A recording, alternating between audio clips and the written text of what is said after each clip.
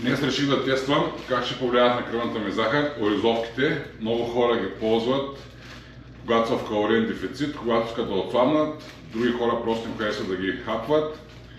Хапвал съм един път много отдавна, не ми харесаха, но този път мисля, че си допаднахме повече.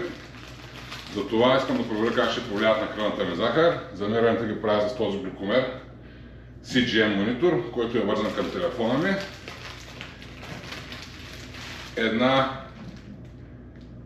Една оризовка е 10 грама и 40 калории. Пише, че са глутен фри и made with brown rice, направени от кафяв ориз. Не знам дали има такива, които са от бял. Не съм много голям фен. Затова сега ще хапна от тези.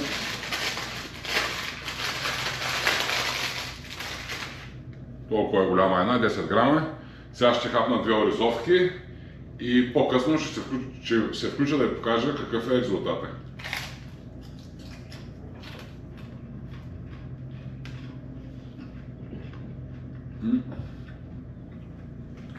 Между другото, вкусът ми напомня нещо средно между слънчо, зрънчо, ние пуканки и от белите пуканки от царевица.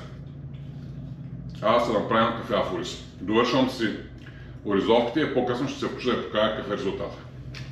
Сега се сетих, че не съм завършил видеото за оризовките.